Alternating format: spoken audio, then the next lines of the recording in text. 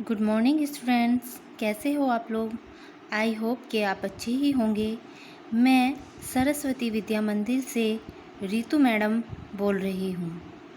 कोविड-19 की वजह से इस बार हम स्कूल में नहीं मिल पाएंगे, इसीलिए आपकी ऑनलाइन क्लासेस शुरू की गई है, जिससे आप पढ़ाई के टच में रहें। कोविड-19 की वजह से ही 7th क्लास के बच्चों को 8th में मार्क्स प्रमोशन दिया गया है। तो आज हम एसएस पढ़ेंगे, सामाजिक विज्ञान। और सामाजिक विज्ञान में जो हमारा फर्स्ट चैप्टर है वो है भारत में यूरोपीय प्रजा का आगमन। तो भारत प्राचीन संस्कृति और समृद्धि वाला देश है। जैसा कि इस चैप्टर के नाम से ही पता चलता है कि भारत में यूरोपीय प्रजा का आगमन किस तरह से हुआ।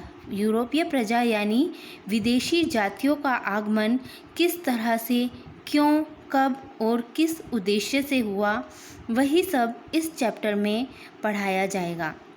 शुरू से ही भारत को सोने की चिड़िया कहा गया है, क्योंकि भारत अपनी संस्कृति, अपनी सभ्यता के लिए बहुत ही दूसरों को आकर्षित करने वाला देश है।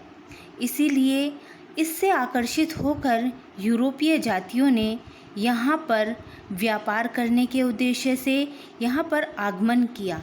आगमन मतलब प्रवेश किया। वो लोग यहाँ के धन से, समृद्धि से, सभ्यता से इतने प्रभावित हुए कि वो लोग यहाँ पर व्यापार करने के उद्देश्य से आ गए। यहाँ प्राचीन भारत की जो सूती कपड़ा, रेशम, मलमल, ये सब बहुत ही ज़्यादा प्रसिद्ध थे। तो ये सब माल जो था, कच्चा माल होता था, वो भारत से विदेशों को निर्यात किया जाता था। निर्यात मतलब भारत से विदेशों में भेजा जाता था।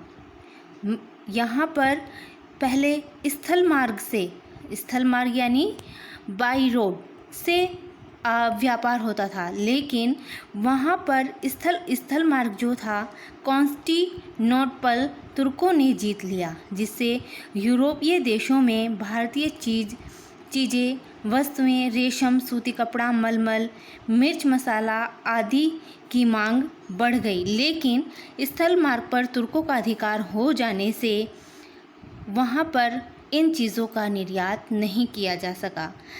अब इस परिस्थिति में यूरोपीय लोगों ने जल मार्ग खोजने की कोशिश की और यूरोपियनों ने भारत आने के लिए जल मार्ग को खोजा। उसमें से जो सबसे पहला है वो है क्रिस्टोफर कोलंबस। कोलंबस इटली के रहने वाले थे। कोलंबस ईस्वी सन 1492 में भारत आने के लिए निकला। वह अमेरिका जा पहुंचा। वो निकला तो भारत आने के लिए जल मार्ग की खोज में था, लेकिन वो अपना मार्ग भटक गया और अमेरिका में जा पहुंचा। जब वह अमेरिका जा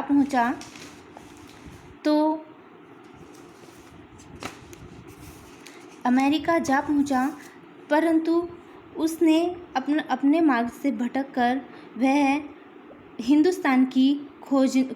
हिंदुस्तान को खोजने वाला प्रथम व्यक्ति माना जाता है। आज भी अमेरिका के जो मूल निवासी हैं उनको रेड इंडियन और उसके टापुओं पर बसने वालों को वेस्ट इंडीज़ कहा जाता है। इसके बाद आते हैं वास्को द गामा।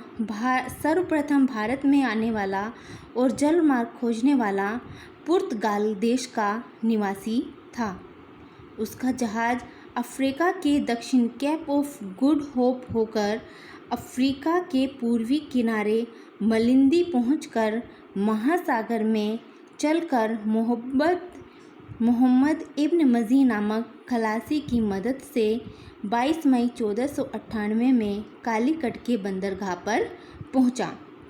उस समय वहाँ पर क्या था? उस समय वहाँ पर कालीकट के राजा जो थे जमोरिन थे। जमोरिन ने पुर्तगालियों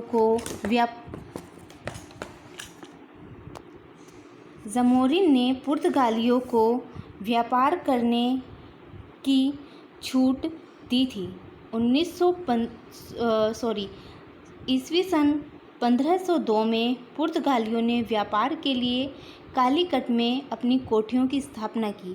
कोठी उस समय अपनी कंपनियां यानी जो उनका निजी निवास स्थान होता था उसको बोला जाता था। तो पुर्तगालियों ने 1502 में व्यापार के उद्देश्य से अपनी कोठियां वहां पर स्थापित कर ली थी।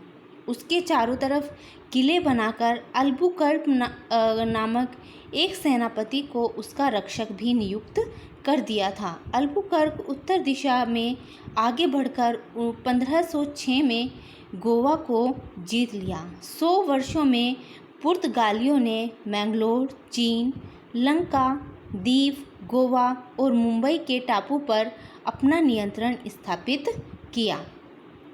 तो जो आप लोगों ने इस चैप्टर में पढ़ा कि जो यूरोपीय जाति थी उन लोगों ने कैसे और किस उद्देश्य से भारत में आगमन किया था, किस तरह से उन्होंने अपना व्यापार बढ़ाने के लिए यहाँ पर अपनी कंपनियाँ, अपनी कोठियाँ स्थापित की थी। इसी से और उनके आगमन से ही क्या हुआ था, भारत गुलामी की ओर अग्रसर हो गया था। यदि भारत में उनको व्यापार करने की अनुमति नहीं दी होती तो भारत कई वर्षों तक अंग्रेज़ों का गुलाम नहीं रहता।